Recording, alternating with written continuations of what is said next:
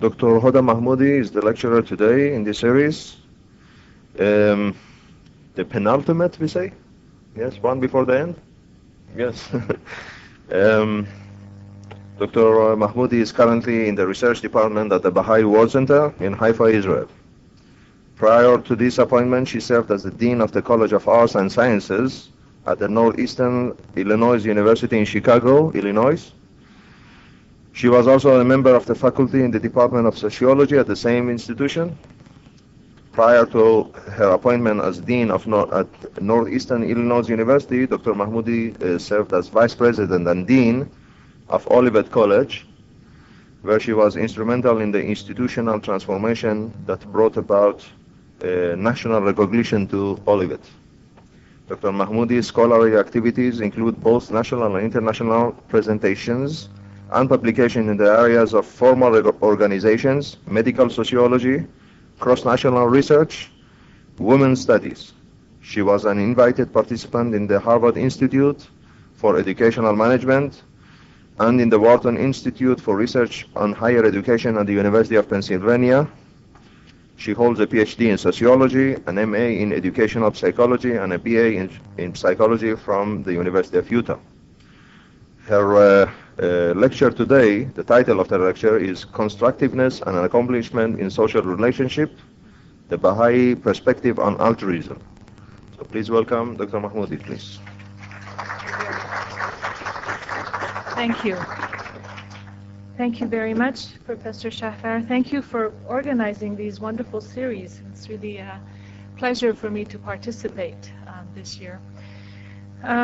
Earlier we were around the refreshment table and I made a comment that I would like to, take one of those whole plates of sweets and eat them. And one of the friends here said, how does that figure for altruistic behavior? And I said, but I'm simply talking about it today, not showing anything in action anyhow. I just wanted to, at the outset, state that in my paper there is reference made to words such as man or mankind, and just to state that this is not exclusive language. When that occurs, it really means the generic humankind and includes women as well. Constructing a world commonwealth grounded on obligation and responsibility is not an easy task. The 20th century has shown the capacity for human beings to inflict unimaginable pain, suffering, and destruction upon one another. In terms of social violence, civil violence, mass murder, and genocide, no other century rivals that of the 20th. And it remains to be seen what the 21st century has to offer in this regard.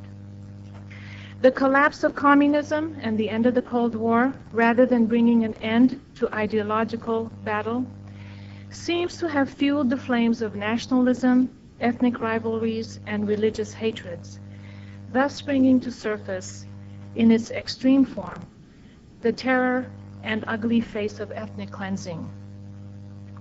At any given time around the globe, countless unimaginable atrocities are continually inflicted by one group of human beings upon another.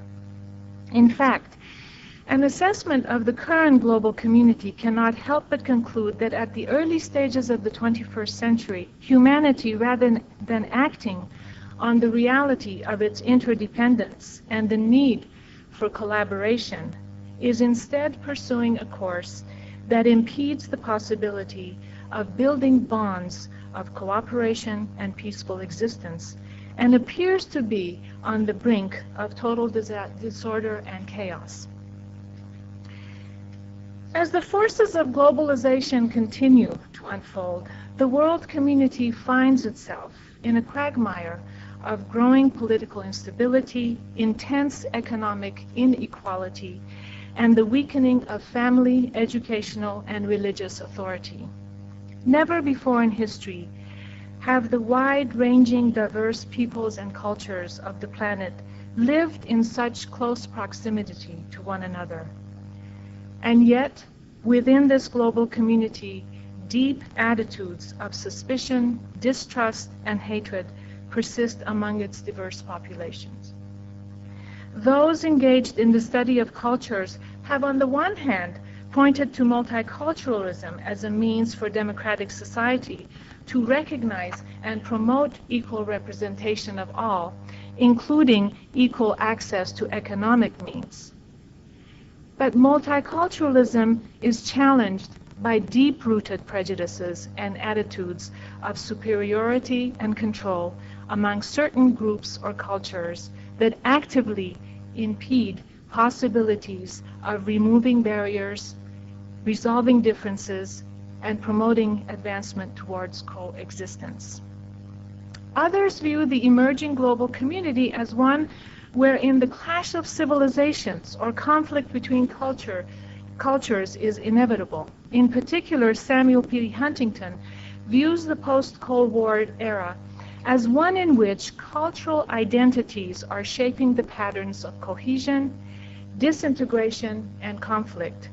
Huntington describes this new world order, quote, "In the post-Cold War world, flags count, and so do other symbols of cultural identity, including crosses, crescents, and even head coverings, because culture counts.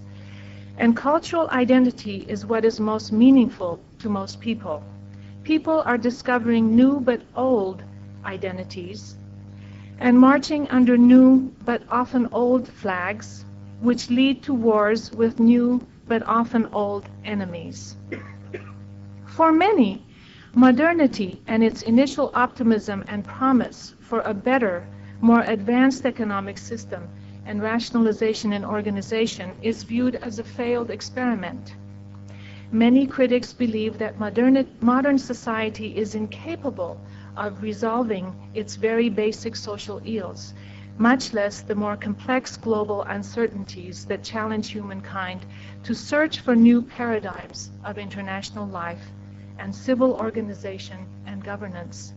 Sociologist Robert Bellah describes this seeming impotence of the modern age, and I quote, "There is a widespread feeling that the promise of the modern era is slipping away from us. A movement of enlightenment and liberation that was to have freed us from superstition and tyranny has led in the 20th century to a world in which ideological fanaticism and political oppression have reached extremes unknown in previous history." Mary Ann Glendon, in her book The Seedbeds of Virtue, points out how in postmodern academy, words like virtue and character have nearly disappeared from the lexicon of the modern human sciences.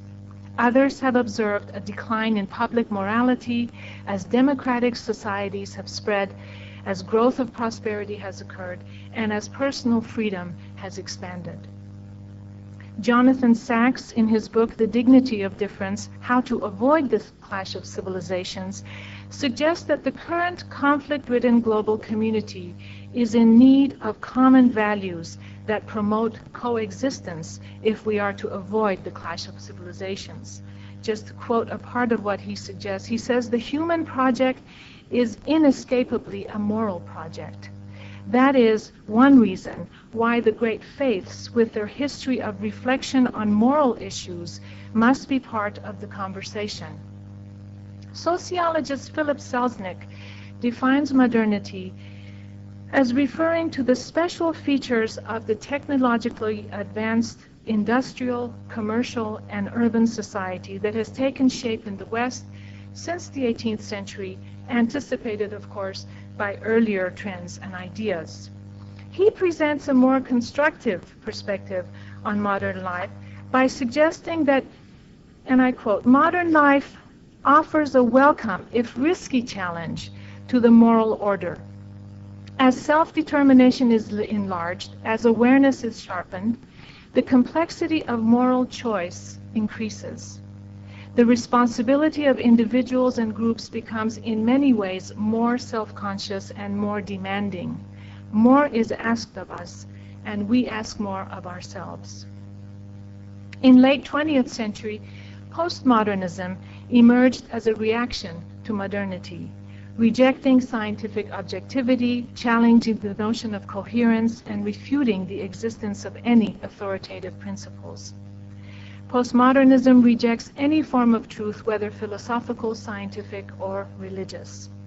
Philip Selznick, in his discussion of the challenge of postmodernism, points to its validity in relation to the many insidious aspects of modern life, including hidden forms of power and manipulation. He refers to postmodernism as a wayward child of modernism and suggests that its central message carries the logic of modernism to its farthest reaches. And he elaborates on this point in the following statement. It does so without retaining the intellectual, moral, and aesthetic strengths of modernism, without the belief that there is genuine truth to be discerned, without confidence in the possibility of creating a new and a better way of manifesting the human spirit, without tacit commitment to continuity as well as change. What there was of exuberant optimism has been displaced by cynicism and despair with postmodernism. With some fidelity, postmodern theorists reflect and dramatize the weakening of selfhood in late modernity. New ideologies continue to emerge, some with the goal of providing, on the one hand, solutions to social ills presently at work throughout the world, and on the other hand, with grim explanations of the failure of any form of intervention that might be the source of remedy for the many global disorders. The unparalleled levels of violence, the proliferation of political corruption, the increased lawlessness, the breakdown in the code of ethics, and the lax attitude towards ecological disintegration, the overall disregard for human rights, all such disorders seem to have brought humanity to its darkest hour. It is no wonder that the individual response to such dreadful developments is one of a paralysis of will, a sense of deep pessimism and profound disaffection.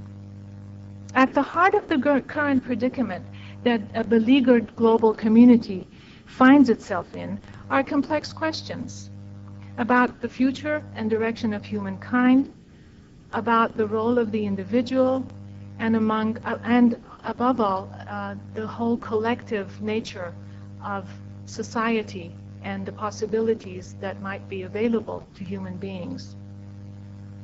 Is it possible, one asks, for humans to find a common vision in advancing reasonable solutions to the present course of disintegration? Who can or should take responsibility for reversing the present bleak condition faced by humankind? In this paper, I try to examine the challenging pronouncements that have been advanced by Baha'u'llah, the prophet founder of the Baha'i faith, regarding the need for humankind in the present age to recognize and bring about a world community founded on the unification of the human race and the establishment of a new world order that is responsive to the needs of a single human race. The paper discusses the teachings of the Baha'i faith that address the establishment of, and I quote, constructive social forces which, because they are consistent with human nature, will encourage harmony and cooperation instead of war and conflict. Very much cognizant of the capacity of human beings to inflict great harm on each other, but also cognizant of the fact that human beings can also do great good, the paper examines what it means to be a human from the spiritual framework as set forth in the Baha'i writings. It discusses the potential of the development of the spiritual qualities through moral education that lead to individual and institutional actions within the Baha'i community, which aim to promote the welfare of others as being more important than one's own, thus developing the Baha'i concept of reciprocity or altruism as providing a foundation for the formation of a society centered on constructiveness and accomplishment in all the planes of human society. Now, throughout the paper, I will make reference to the Baha'i teachings. These are contained in the writings of the religion's prophet-founder, Baha'u'llah, his son and successor, Abdul-Baha, and Abdul-Baha's grandson and successor, Shoghi Effendi. Baha'is accept these works as authoritative texts and the definitive model for belief and behavior, as well as the blueprint for social transformation and for the global social order that is the ultimate goal of the Baha'i faith. In the middle of the 19th century, Baha'u'llah, a prophet-founder of a new independent world religion, imparted his vision of the oneness of humankind and the earth as one common homeland. In the 1960s, while an exile of the Ottoman Empire, Baha'u'llah wrote about the need for the creation of a new world order, stating that, quote, "The winds of despair are alas blowing from every direction, and the strife that divides and afflicts the human race is daily increasing. The signs of impending convulsions and chaos can now be discerned, inasmuch as the prevailing order appears to be lamentably defective. Soon will the present day order be rolled up and a new one spread in its stead." Shoghi Effendi, the great-grandson of Baha'u'llah, wrote that dark forces of hate, rebellion, anarchy, and reaction are threatening the very stability of human society. He expounded on the need for a new system, a world order, as set forth by Baha'u'llah, and set into motion a plan for the development toward the organization of an emerging global community. In 1936, Shoghi Effendi, writing about the disorder facing humanity and the need for its unification, wrote, "Beset on every side by the cumulative evidences of disintegration, of turmoil, and of bankruptcy, serious-minded men and women in almost every walk of life are beginning to doubt whether society, as it is now organized, can, through its unaided efforts, extricate itself from the slough into which it is steadily sinking. Every system short of the unification of the human race has been tried, repeatedly tried, and been found wanting." Now, I'd like to just explain briefly for the next little while the basic tenets of the Baha'i religion, which I think lead to this concept of creating altruism and constructiveness in social relationships. Because without these fundamental concepts, I think it would be difficult to make the jump towards altruistic behavior. A large segment of Baha'u'llah's writings are dedicated to the progressive nature of God's revelation and man's relationship to it. There is only one God, described by Baha'u'llah as an unknowable essence, exalted beyond every human attribute. It is through the will of God, this unknowable essence, that successive revelations or religions are made known to humanity. The Baha'i teachings view divine revelation not as a static, unique event, but as a continuing process that is the central feature of human history. There is only one religion, that there has been and will continue to be prophets who introduce humankind to God's progressive revelation, does not imply that religion is in competition with itself. Prophets, or manifestations of God, appear because humanity is in need of spiritual renewal. With every new revelation, a new prophet appears with a twofold purpose, and Baha'u'llah describes these as first to liberate the children of men from the darkness of ignorance and guide them to the light of true understanding, and the second, to ensure the peace and tranquility of mankind and provide all the means by which they can be established. According to Baha'u'llah, the first step toward the establishment of peace begins with the acceptance, then, of the principle of the oneness of the human race, a global community wherein all its inhabitants recognize and accept their membership in one human family. Shoghi Effendi explains that the coming of the age of the human race is associated with the unification of the human race, which will evolve into the stage at which the oneness of the whole body of nations will be made the ruling principle of international life. Baha'u'llah's vision of the emerging international community calls for a widening of the existing foundations of society. It asks for the reshaping of institutions in order that they be in harmony with what he refers to as the needs of an ever-changing world. And Shoghi Effendi summarizes what Baha'u'llah foreshadowed for the evolving global society in the following passage. Unification of whole of mankind is the hallmark of the stage which humanity is now approaching. Unity of family, of tribe, of city-state, and nation have been successively attempted and fully established. World unity is the goal towards which a harassed humanity is striving. Nation building has come to an end. The anarchy inherent in state sovereignty is moving towards a climax.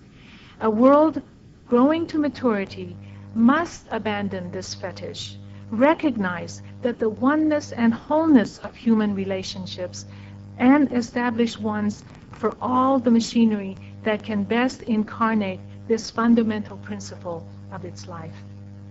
So this is the vision that is put forth in Baha'u'llah's writing. And the question then arises as to how the Baha'i faith envisages the development of such a system. In particular, what is the role of the individual and the role of Baha'i institutions in constructing a social life that's based on the unification of humankind living in an interdependent world, and how is such a system possible given the present dark or moribund condition that the world community is facing? And as a result, is it possible to bring about cooperation and constructiveness or altruistic behavior in social relationships?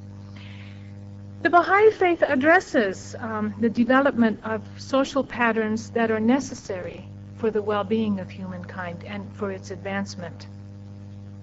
For the individual Baha'i, personal commitment to the laws and principles of Baha'u'llah is the key to transforming oneself, which leads to the transformation of civilization. One's inner life and attitude cannot be separated from one's public life. The ethics and values that guide the individual are not separate from the rest of society. And I'd like to read this concept as defined it's elaborated on by Shoghi Effendi, this interconnectedness between the individual and society. He writes, "We cannot segregate the human heart from the environment outside and say once one of these is reformed, everything will be improved. Man is organic with the world. His inner life molds the environment and is itself also deeply affected by it. The one acts upon the other, and every abiding change in the life of man is the result of these mutual reactions." Baha'i teachings shift the focus of religious practice from individual salvation or enlightenment to the collective responsibility for the progress of humanity as a whole. The Baha'i conception of social life is essentially based on the subordination of the individual will to that of society.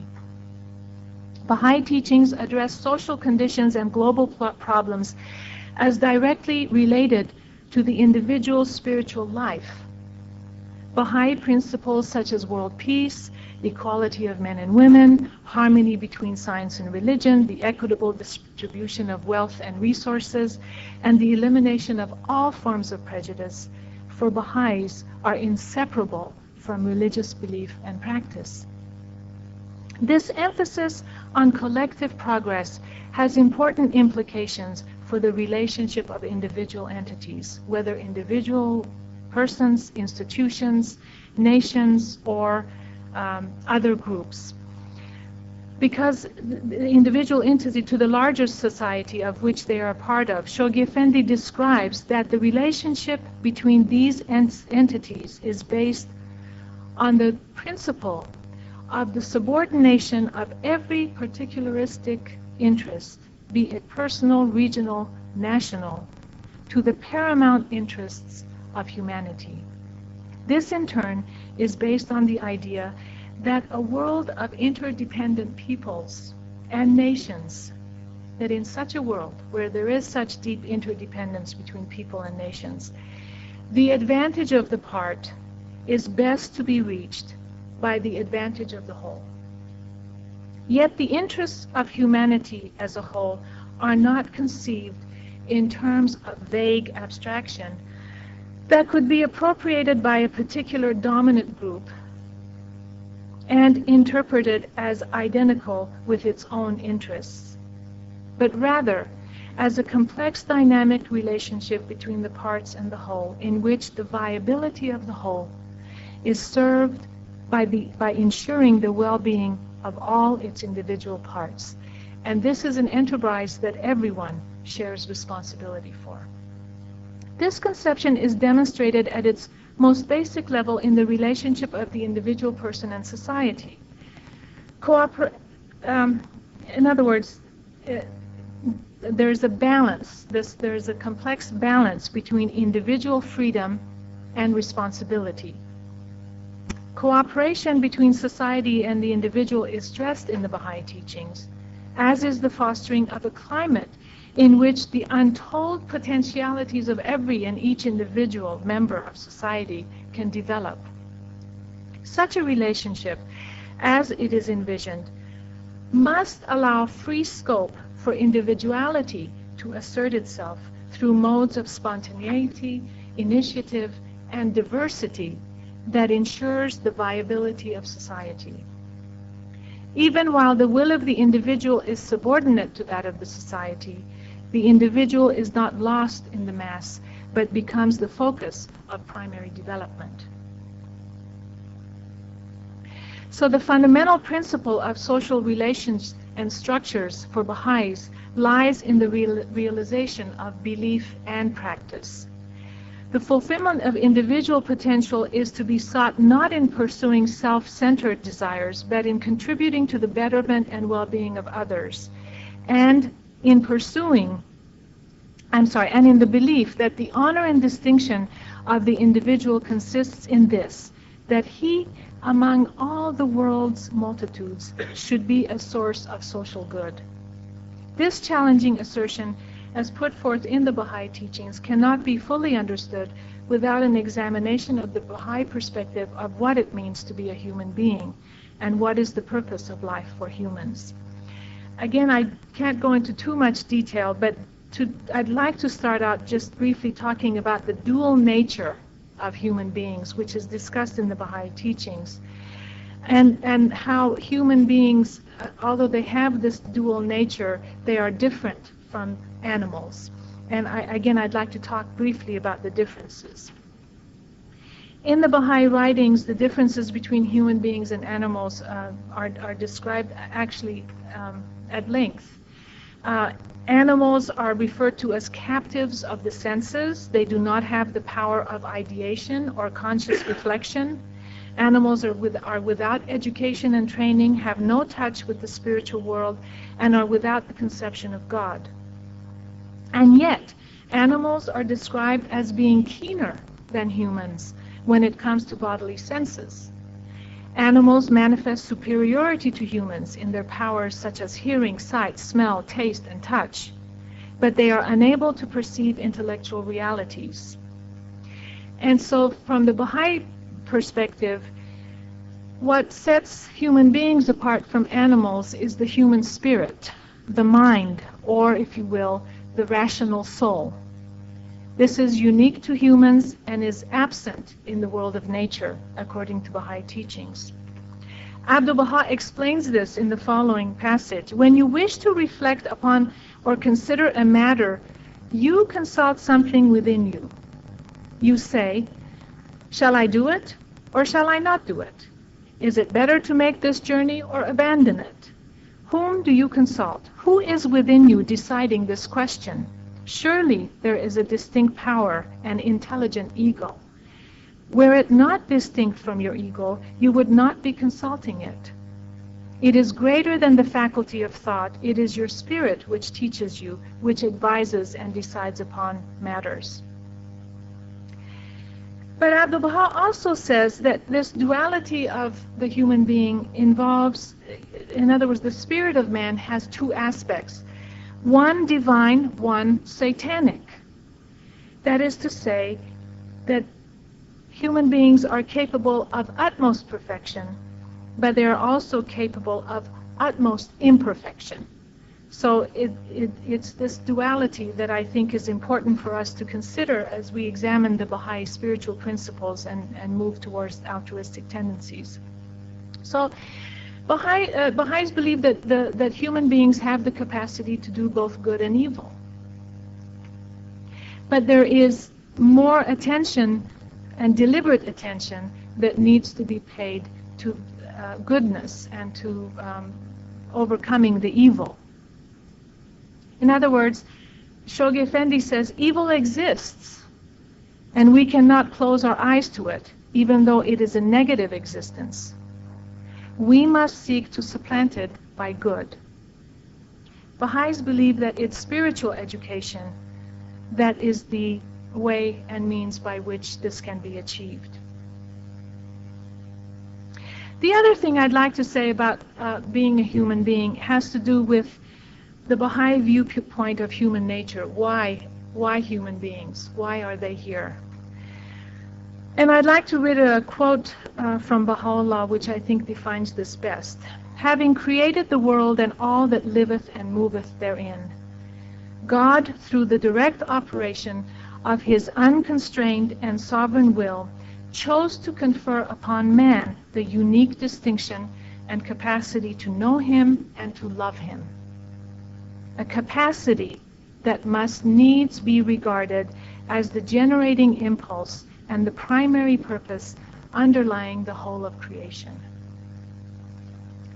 This distinction, unique distinction bestowed upon the human being, confers responsibility and capacity for cultivating of the spiritual virtues in the service of the collective advancement of society. The individual is expressed in quite lofty expressions in the Baha'i writings.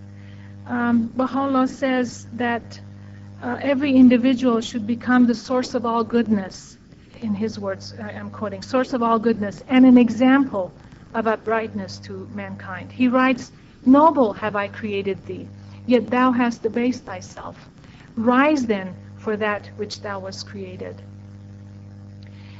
The Baha'i teachings insist that the individual has the capacity to leave behind the outdated traditions, prejudices, superstitions, narrow-mindedness, and provincial tendencies that keep humanity apart because of these spiritual attributes that the Baha'i teachings say the human beings are endowed with.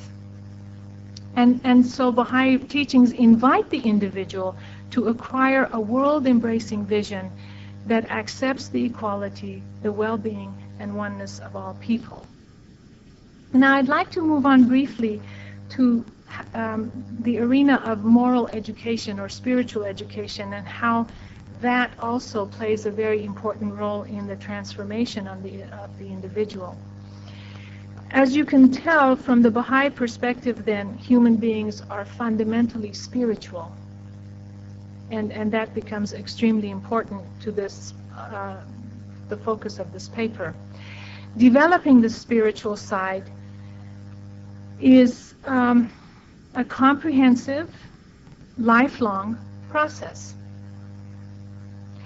The Baha'i writings are quite realistic rather than Pollyannish in their assessment of the capacity of humans to pursue selfish motives or to inflict great harm upon others. But they are also quite clear about the human capacity to rise above these tendencies. Just to quote what Abdu'l-Baha says, he says, it's impossible for a human being to turn aside from his own selfish advantages and sacrifice his own good for the good of the community, except through true religious faith. So this is how Baha'is believe that the selfish qualities must be overcome, is by being other-directed and through the spiritual or moral virtues. In this regard, the Baha'i teachings on spiritual education focus on the socialization or training of children. This is a very important aspect of how to internalize spiritual teachings through the training of children from a very young age. In fact, the Baha'i teachings say, train them in goodly character and good morals, guide them to all the virtues of humankind. In one place they say, training in morals and good conduct is far more important than book learning, something that my son enjoys pointing out to me. And Abdu'l-Baha explains the reason for this. The reason for training in morals and good conduct is this, that the child who conducts himself well, even though he be ignorant, is of benefit to others, while an ill-natured, ill-behaved child is corrupt and harmful to others, even though he be learned. If, however, a child is trained to both learned and good, the result is light upon light. So Baha'i child socialization aims to develop a pro-social. Pro-social is a term used in altruistic literature, a pro-social orientation. That is an orientation which implies that in social actions, traits such as helping, sharing, and caring are valued. Children are taught to appreciate the principle of unity in diversity, which implies that all people, regardless of race, class, nationality, ethnicity, whatever the background, that all of humanity is accepted and should be befriended and should be appreciated. So it's this concept of unity and diversity that respect for others becomes very important. As adult Baha'is, this socialization does not stop. In fact, there is a commitment to a continued internalization of these patterns until they become the foundation of the personality itself. So this spiritual development is seen as an infinite process of self-transformation. It's continual, it's conscious. And the cultivation of spiritual altruistic qualities then remains the aim and the central focus of the life for the adult Baha'i. Now I'd like to then spend the rest of the time talking about how we promote altruism, or what I would refer to as promoting the welfare of others, or considering the welfare of others as more important than one's own.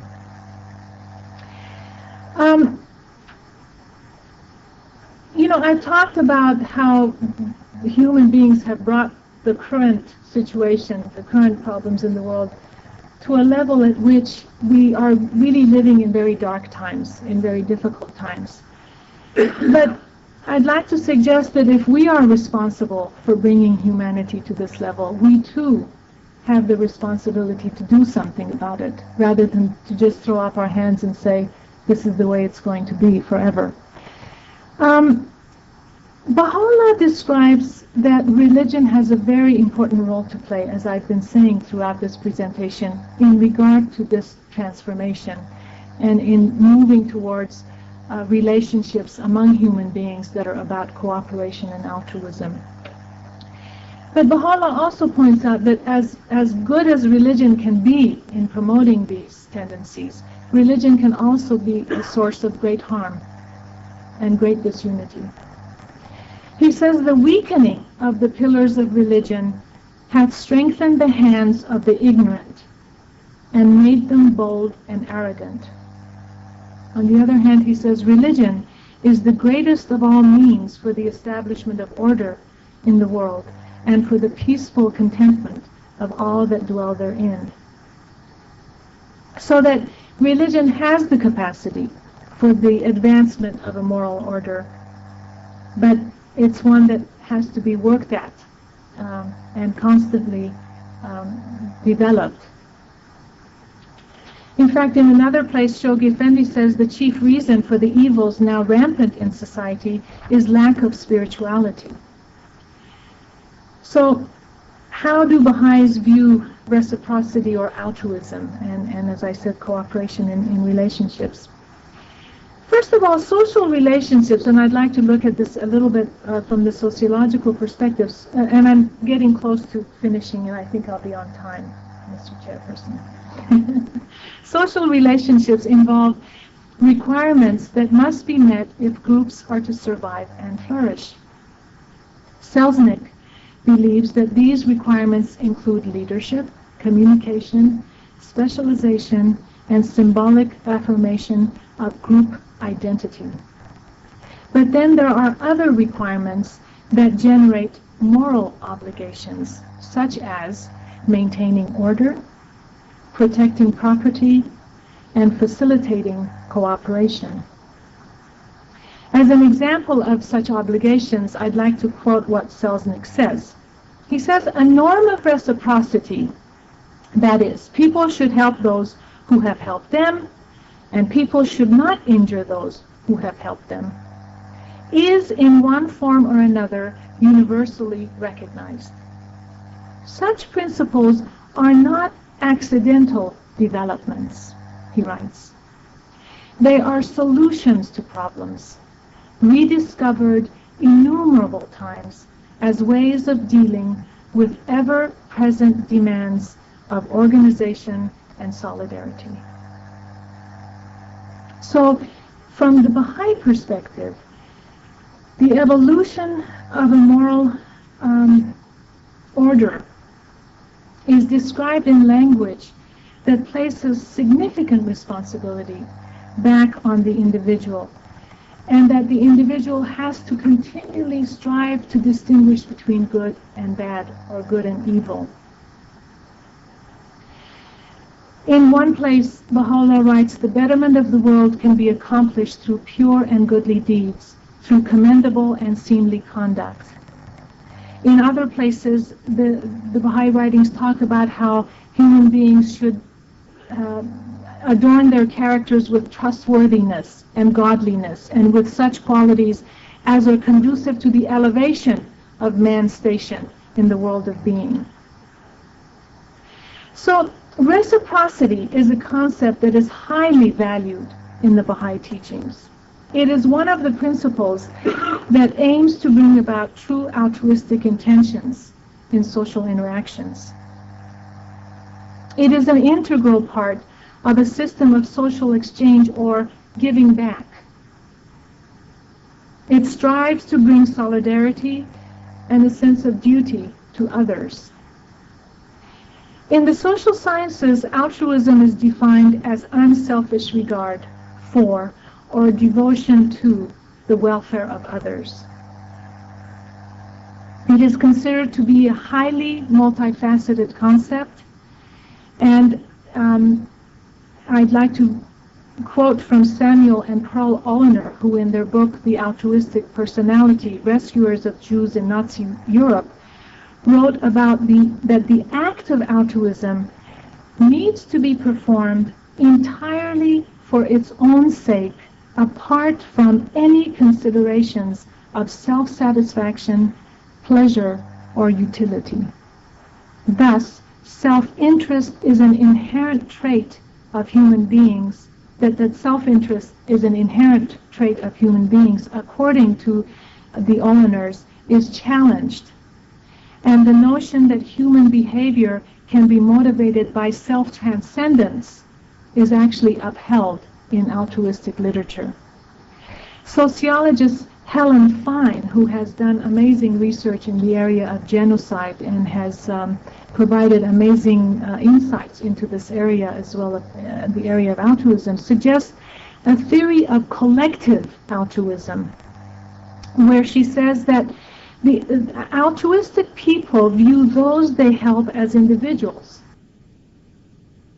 Universe of obligation. For the altruistic person, Helen Fine writes, there is no other. Identification with the other as other tends to be self-annulling.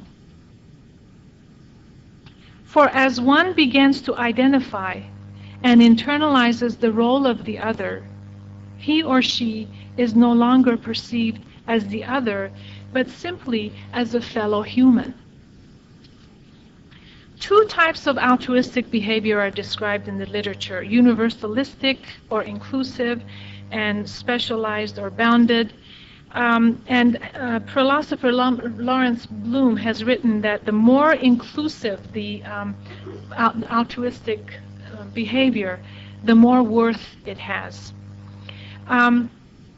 Just quickly, the specialized or bounded altruism simply means that it's an ethic of commitment to individuals because of their belonging to one's family or to one's group.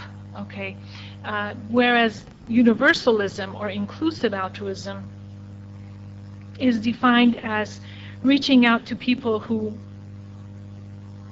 are part of the larger group. In other words, there's no separation between one's family and one's group versus all of humanity or all people. So it's a kinship with all people that's important in the second form of altruism, the universalistic. The Baha'i perspective is clearly aligned with the inclusive or universal form of altruism based on the oneness of humankind, viewing humanity as one family, seeing no conflict between religion, etc. The Abdul-Baha says regarding this whole topic of altruism, he says, the supreme need of humanity is cooperation and reciprocity. The stronger the ties of fellowship and solidarity amongst men, the greater will be the power of constructiveness and accomplishment in all the planes of human activity. Without cooperation and reciprocal attitude, the individual member of human society remains self-centered, uninspired by altruistic purposes, limited and solitary in development like the animal and plant organisms of the lower kingdom. Elsewhere in the Baha'i writings, altruistic norms are explicitly delineated, holding in high regard those who, and I quote from the Baha'i teachings, those who nurture altruistic aims and plans for the well-being of their fellow men. Other teachings reflect the values and attitudes conducive to an altruistic orientation, including a sense of unity with and responsibility towards others beyond one's own social group, emphasis on relationship rather than status, generosity, trustworthiness, appreciation of diversity, as well as an ethical value of justice and caring. It is noteworthy that both the ethical principles of justice and caring, important motivators of altruistic behavior, are emphasized in Baha'i writings where they are not viewed as contradictory or exclusive, but as inseparably connected. Even when the ethic of justice is enjoined, it is usually as a practice to be performed out of concern for others. Justice is presented as the practice of equity, often linked with safeguarding the rights of the downtrodden. The Baha'i conception of justice means that all have the right to receive care and for justice. Well over a half a century ago, before Carol Gilligan, who wrote the book In a Different Voice regarding women's moral development, before she called attention to the complementarity of the masculine ethic of justice and the feminine ethic of caring, it's interesting to note that Abdu'l-Baha wrote, and I quote him, "The kingdom of God is bounded upon equity and justice, and also upon mercy, compassion, kindness to every living soul.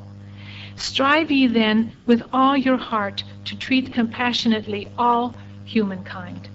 But then he warns that kindness cannot be shown the tyrant, the deceiver, or the thief, because it makes them to continue in their perversity as before. So again, there are conditions. Now, Baha'i institutions also promote altruistic behavior. As I've talked so far about individual transformation, I'd like to spend the rest of the time discussing briefly how the Baha'i institutions promote this principle. As you know, we need a social context in which to be able to develop a collective movement towards whatever the goal might be, and in this case, altruistic behavior. Because it's in this collective or social context that norms evolve, and hence a culture evolves that can be altruistic. And I think there's great research that draws on the importance of group norms in motivating moral behavior. I would like to just quote from Sam and Pearl Olener again, where they talk about a normocentric orientation in motivating the altruistic behavior of rescuers of Jews during World War II. And by normocentric, they say a normocentric reaction is not rooted in direct connection with the victim, but rather in a feeling of obligation to a social reference group with whom the actor identifies and whose explicit and implicit rules he feels obliged to obey. Such findings imply that not only must altruistic qualities be fostered in individuals, but a social framework must also be provided within which extensivity and altruism are highly valued and represent the norms of the group itself. The creation of such a society is inseparable from the development of individual altruistic personalities. For so long as groups value negative aspects such as ethnocentrism, egocentrism, unfettered individualism, status-seeking, dominance, any of these negative aspects, then altruistic personality will appear as an aberrant or an anomaly in comparison with the rest of the group.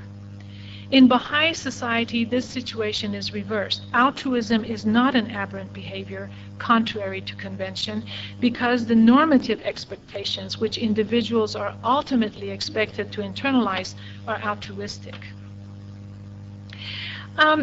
Quickly, Baha'i institutions are elected annually by secret ballot and with plurality of vote in Baha'i communities by adult members of the community. I'm just talking about the process so you have a picture of what it looks like.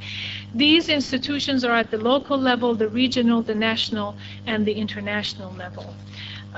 These institutions primarily, just to tell you a little bit about their range of governance, they promote the progress and development of the community through the application of spiritual principles and laws. In other words, it's the spirit of Baha'u'llah's teachings that must permeate and manifest itself through these institutions. Among their responsibilities are educational programs for children and adults, community devotional meetings, application and observance of Baha'i laws and principles relevant to the rank and file of its members, and the overall spiritual protection and well-being of the community as it advances towards implementing the goals of the Baha'i religion. Let me just give you a principle that's extremely important to the individuals who serve on these institutions. No single individual in the Baha'i community has authority. It is more of a group consensus building process, which I'll talk about in a minute. The members of these institutions, rather than being responsible to constituencies, are responsible to the principles and laws as put forth by Baha'u'llah. So the framework of how decision-making takes place is totally removed from constituency to principles and laws. Now, the principle of unity and diversity, which I mentioned earlier, is extremely important because institutions have a responsibility to promote this. And individuals, of course, as we talked about, also accept the importance of unity and diversity. But most prominent among one of the practices of these institutions is the practice of consultation, a group decision-making process whose goal is to reach solutions to problems by consensus. Baha'i consultation encourages open and frank expression of diverse views on the topic under discussion in an atmosphere of love and respect that also allows the clash of differing opinions that can strike the shining spark of truth. Each member of the consultative group has an equal right of expression, and no blocks or factions or any subdivisions of the group are permitted. Inseparable from Baha'i consultation or the consultative process is the development of sensitivity and respect for different voices, whose expression of opinion may not fit into conventional or dominant cultural modes of communication. Since the group attempts to work towards consensus on an issue, voting only as a last resort, the process does not necessarily require reduction to duality. Alternatives need not be narrowed down to two poles, for and against. Instead, the consultative process itself, drawing on the interactive contributions of all its diverse members, is looked to as the creative source to new solutions. Consultation is regarded both as a method for generative decision-making and conflict resolution, as well as an instrument for reinforcing the unity of diverse groups. And in the Baha'i community, it is used at all levels, whether it's within one's family, neighborhood, in the workplace. Now, moving on, another way in which Baha'i administrative institutions are structured to implement this unity and diversity towards altruistic tendencies involves the guaranteeing of the participation of minority ethnic populations. And the definition of what constitutes a minority is decided upon by the national institution of each country, which is referred to as the National Spiritual Assembly. In Shoghi Effendi's writings, he says, to discriminate against any race on the ground of its being socially backward, politically immature, and numerically in a minority is considered to be a flagrant violation of the spirit of the Baha'i teachings. In principle, protecting the just interests of any minority element within the Baha'i community and ensuring that all have the opportunity to contribute their perspectives to the collaborative efforts of the group is considered so important that representatives of minority populations are not only enabled to enjoy equal rights and privileges, but they are even favored and accorded priority. Baha'i communities are instructed that it is their duty to ensure and to ensure that Baha'i representative institutions, be they assemblies, conventions, committees, conferences, have all the diverse elements, racial or otherwise, represented among them. One way that this is possible is through the principle of the minority tie rule that of Baha'i elections. If there's a tie that involves a minority. In the course of elections, as I said, for these Baha'i institutions, if voting results in a tie between persons, one of whom represents a minority, priority is unhesitatingly given to that person. In fact, there is no voting. There's no voting again to see how to break the tie. In fact, the party that represents the minority not only is accepted as the person, but the person who has tied with the minority without any question accepts that the minority should be the member of the institution. And this, again, is a normative process that shows how Baha'is strive and struggle to come about with these altruistic tendencies. Anyway, I'd like to conclude by saying that whether applied within one's individual life or in community administration, Baha'i principles and practices are viewed as a catalyst whose application will ultimately, as the Baha'i teachings say, bring about social transformation, leading to the development of an altruistic global society. Such a society, in the Baha'i context, begins with the individual, striving daily toward personal transformation, the deliberate internalization of spiritual teachings, incorporating altruistic extensive values as personal norms. The Baha'i teachings strive to imbue individuals with an inclusive orientation, transcending, though not suppressing, other group loyalties, and valuing the well-being of the entire planet and all its inhabitants. Throughout the Baha'i writings, the vision imparted to the individual is that of a peaceful, just, and caring civilization whose foundation rests on the cornerstone of the unity of all human beings, a unity that is to be consolidated and protected by institutions that reflect and promote the principles of equity, unity, altruistic service as normative expectations. As a community whose membership includes individuals from virtually every race, class, nation, ethnicity, and religion, Baha'is are laboring hard to bring about a global community based on constructiveness, altruism in all social relationships.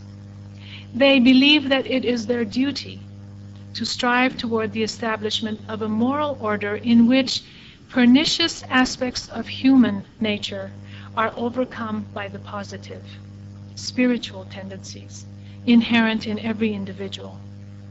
From the Baha'i perspective, real change towards a cooperative, progressive global community requires that the spiritual framework of society become strengthened. Nothing, Baha'is believe, short of a legitimate commitment to the fortification of the spiritual nature of humans can hope to bring true and lasting happiness to human existence. Janet and Peter Kahn, in their book, The Advancement of Women, A Baha'i Perspective, explain that to a Baha'i, the ideal spiritual life does not conform to the traditional model of an individual engaged in solitary spiritual discipline, remote from the interaction of other people, and removed from the transactions of social life. Rather, the Baha'i teachings direct attention to the interactive relationship between individual and social development, calling for a holistic approach in which the actions of the individual and of the social organism mutually reinforce each other and give rise to evolutionary change. The Baha'is envision a world commonwealth in which, as described by Shoghi Effendi, the consciousness of world citizenship, the founding of a world civilization and culture will be established. In that civilization, as a result of practical consequences of the spiritualization of the world and the fusion of all its races, creeds, classes, and nations, peace will be established. Thank you very much.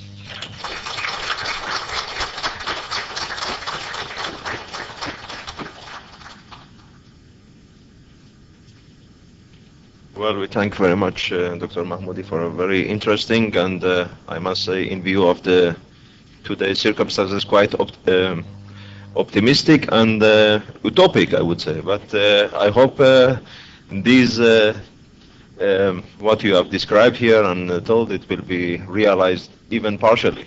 We will be more satisfied in the world, of course. It's something to look forward to.